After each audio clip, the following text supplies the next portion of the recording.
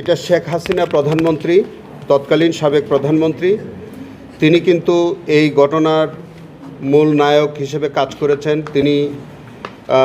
তিনি সেই মেটিকুলাস এই প্ল্যানের মধ্যে তার প্রত্যক্ষ ভূমিকা ছিল এবং তিনি পরবর্তীতে বিভিন্ন মিডিয়াতে বলেছে, তার বিভিন্ন রেকর্ড আছে আপনাদের কাছে এবং আমরাও সেগুলো সংগ্রহ করেছি। তিনি বলেছিলেন যে হেফাজতের কোনো হতাহতের ঘটনা ঘটে নাই, রং মেখে তারা অভিনয় করেছে, এরকম কথা তিনি নিজ মুখে বলেছিলেন। ডক্টর মহিউদ্দিন খান আলমগীর তৎকালীন স্বরাষ্ট্রমন্ত্রী, যার নেতৃত্বে তার বাহিনী দ্বারা এই হত্যাকাণ্ড সংঘটিত হয়েছে। শামসুল হক টুকু সাবেক প্রতিমন্ত্রী, তার একই রোল আছে। হাসানুল, এবং তিনি গ্রেফতারও আছেন। হাসানুল হক ইনু তথ্যমন্ত্রী, তিনি 2টি টেলিভিশন সম্প্রচার তিনি ওই রাতেই বন্ধ করে দিয়েছিলেন। তারা যে তথ্য সংগ্রহ করেছিলেন ইসলামিক টিভি এবং দিগন্ত টিভি, তাদের কাছে অনেক তথ্য ছিল। সেই তথ্য যাতে সাক্ষী প্রমাণ হিসেবে কাজে না লাগে, সেই কারণে ওই রাতেই ওই টেলিভিশন সম্প্রচার বন্ধ করে দেয়। তাদের 2টি টেলিভিশন অফিসে গিয়ে আক্রমণ করে তাদের টেলিভিশনের লাইসেন্স বাতিল করে দেওয়া হয়। এবং শুধু তাই না, তিনি পবিত্র সংসদে দাঁড়িয়ে দমবক্তি করে বলেছিলেন যে হেফাজতকে তারা শক্তভাবে মোকাবেলা করেছেন। সেই ফুটেজ আমরা সংগ্রহ করেছি এবং আলামত হিসেবে আমরা নিয়েছি। এবং তিনি গ্রেফতার আছেন। ইতিমধ্যে তিনি অন্য একটি মামলায় 10 বছরের সাজাপ্রাপ্ত হয়েছেন। 30 বছর হয়েছেন, তো যাই হোক 10 বছর তিনি ভোগ করবেন। এরপরে আছে শেখ ফজলুল করিম সেলিম, ডক্টর আব্দুর রাজ্জাক, মাহবুব আলম হানিফ, ডক্টর হাসান মাহমুদ চৌধুরী, তারা সকলেই কিন্তু সুপিরিয়র রেসপন্সিবিলিটিতে এসছে এবং তারা যে প্ল্যান ছিল, তারা যে বৈঠক করেছিল, সেই বৈঠকে তারা উপস্থিত ছিল।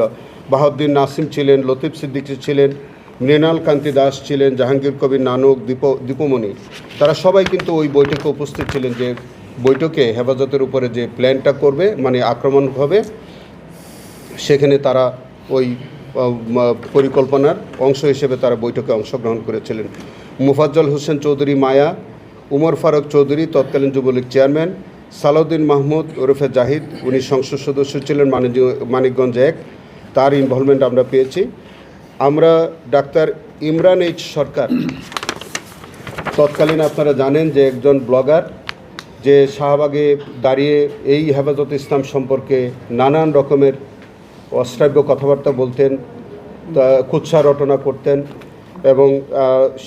এবং তার ইন্ধনে এবং প্ররোচনায় এই হত্যাকাণ্ডটা তো পরবর্তীতে সংগঠিত হয়।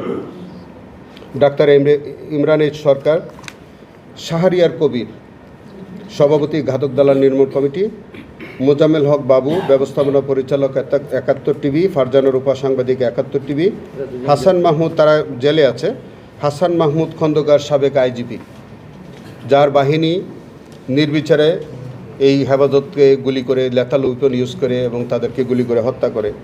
একেএম শহীদুল হক, যিনি জেলে হাজতে আছেন, তিনি নিজে একটি বই রচনা করেছেন। সেই বইয়ের মধ্যে হেফাজতের ঘটনা সহ সমস্ত কিছু, তিনি এটাকে কৃতিত্বপূর্ণ অবদান হিসেবে তিনি তার নিজের স্বীকারোক্তি আছে তার বইয়ে। ডক্টর মোহাম্মদ জাভেদ পাটোয়ারি,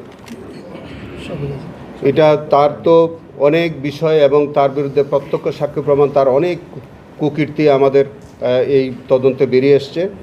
বেনজির আহমেদ, তার সম্পর্কে তার নতুন করে বলার কিছু নাই। যিনি বলেছিলেন যে রং মেখে সব হেফাজতের নেতারা অভিনয় করেছিলেন, সেই রং হচ্ছে 32 জন মানুষের ওই রাতেই তারা শহীদ করেছিলেন এবং পরের দিন 20 জন মানুষকে তারা সিদ্দিকগঞ্জে হত্যা করেছে।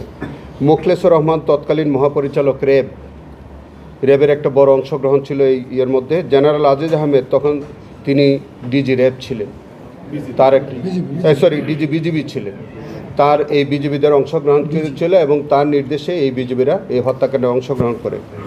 জিয়াউল আহসান সাবেক মেজর জেনারেল NTMC প্রধান, তার তো অপরাধের সীমাহীন অপরাধ, তার যে কত অপরাধ তিনি করেছেন এই বাংলাদেশে, এবং সেই রাতে তিনি ব্ল্যাকআউট করে দিয়েছিলেন, NTMCকে ব্যবহার করেছিলেন, তার পরিকল্পনায় তিনি ছিলেন এবং একটা বাহিনীর তিনি সরাসরি নেতৃত্ব দিয়েছিলেন সেই রাতে। তিনি হাজতে আছেন, তার বিরুদ্ধে অন্য আরেকটি মামলা বিচার চলছে। তারপরে লেফটেন্যান্ট জেনারেল মোহাম্মদ মুজিবুর রহমান, তৎকালীন ADG অপারেশন র্যাব, তারা সরাসরি অংশগ্রহণ করেছে। মোহাম্মদ আব্দুল জলিল মণ্ডল, সাবেক ডিআইজি, তৎকালীন অতিরিক্ত পুলিশ কমিশনার, তিনিও আমরা কিছুদিন আগে আপনারা দেখেছেন যে তিনি গ্রেফতার হয়েছেন এবং তিনিও কিন্তু এই হেফাজতের ঘটনায় সরাসরি তিনি উপস্থিত ছিলেন, সম্পৃক্ত ছিলেন। শেখ মোহাম্মদ মারুফ হাসান, সাবেক এডিশনাল আইজিপি, তৎকালীন অতিরিক্ত পুলিশ কমিশনার ছিলেন ঢাকার। মাহবুব হোসেন, সাবেক এডিশনাল আইজি, তৎকালীন এডিশনাল ডিআইজি পলিটিক্যাল এসবি, উনি সরাসরি তাদের অংশগ্রহণ করেছিল এবং সরাসরি অংশগ্রহণ করেছিল তার সমস্ত বাহিনী নিয়ে। সেটা হচ্ছে মনিরুল ইসলাম, সাবেক অতিরিক্ত IGP special branch, Mohammad Anwar Hossain, additional IGP, Ashrafuzzaman DIG. তিনি সেই দিন কিন্তু উনি ডিসি ছিলেন না, তিনি স্পেশালি ওখানে এসেছিলেন। তাদেরকে আমি এক কথা বলে রাখি, তাদেরকে প্রত্যেকেই কিন্তু ওই হেফাজতে অংশগ্রহণ করার জন্য বা এই যে হত্যাকাণ্ড সংগঠিত করেছে হেফাজতকে যে এইভাবে নিশ্চিহ্ন করে দেওয়া হয়েছে, তাদের সমাবেশ ভণ্ডুল করে দিয়েছে, এই জন্য কিন্তু তাদেরকে বিপিএম পদক দেওয়া হয়েছে এবং সেই পদকের মধ্যে এই হেফাজতের বা এই শাপলা চত্বরের ঘটনাটা তারা বর্ণনা করে তাদেরকে বিপিএম পদক দিয়েছে। সো তাদের এন্টার পুলিশ বাহিনীর একটা স্বীকারোক্তি আছে ওই পদকের মধ্যে, আমরা এটা সংগ্রহ করেছি, এভিডেন্স হিসেবে আমরা নিয়েছি। এম মেহেদি হাসান, অতিরিক্ত ডিআইজি, তৎকালীন মতিঝিল জোন, মোহাম্মদ হারুনুর রশিদ, আমাদের সেই হিরো, কি বলবো, বাতের হোটেল বলো ওনারা, যাই হোক, উনি আছেন। বিপ্লব কুমার সরকার, যে মহাশক্তিধর একজন পুলিশ কর্মকর্তা, তার সরাসরি অংশগ্রহণ ছিল এই হেফাজতে, তিনি আছেন। সৈয়দ নুরুল ইসলাম, এর আগে তার অন্য মামলায় সাজা হয়েছে, তার সরাসরি অংশগ্রহণ ছিল। আসাদুজ্জামান পুলিশ সুপার, তার সরাসরি অংশগ্রহণ ছিল। শিবলি নুমান সরাসরি অংশগ্রহণ ছিল এবং তৎকালীন সময়ে এই শাপলা চত্বরটি যার হেফাজতে ছিল, যিনি হচ্ছেন তৎকালীন মতিঝিল থানার ওসি ফরমান আলী, যিনি তার সমস্ত বাহিনী সেদিন তিনি এই হেফাজতের উপরে আক্রমণ করার জন্য নিয়োগ করেছিলেন। আমরা আমাদের এই ইনভেস্টিগেশনের মধ্যে আমাদের এই হেফাজতের ইনভেস্টিগেশনের মধ্যে 41 জনকে আমরা সরাসরি তাদের সম্পৃক্ততা পেয়ে 41 জনকে আমরা সেন্ট আপ করেছি। তাদের বিরুদ্ধে আমরা আজকে ফর্মাল চার্জ দাখিল করেছি এবং এই 41 জনের বিরুদ্ধেই মাননীয় ট্রাইব্যুনাল নাম্বার 2 অভিযোগ তারা আমলে নিয়েছেন এবং তাদের বিচারের জন্যে আমরা কিছুদিন পরে আমাদের যখন অন্যান্য আনুষ্ঠানিক ফর্মালিটিসগুলো যেগুলো আছে, যেমন ধরেন কিছু প্রসিডিউরাল বিষয় আছে, আমাদের এক্সিকিউশন রিপোর্ট লাগবে যারা পলাতক আছে সেইগুলো এবং পত্রিকার বিজ্ঞপ্তির বিষয় থাকতে পারে, এগুলো হওয়ার পরে আমরা চার্জ গঠন হবে এবং তার বিরুদ্ধে সাক্ষী প্রমাণ শুরু হবে।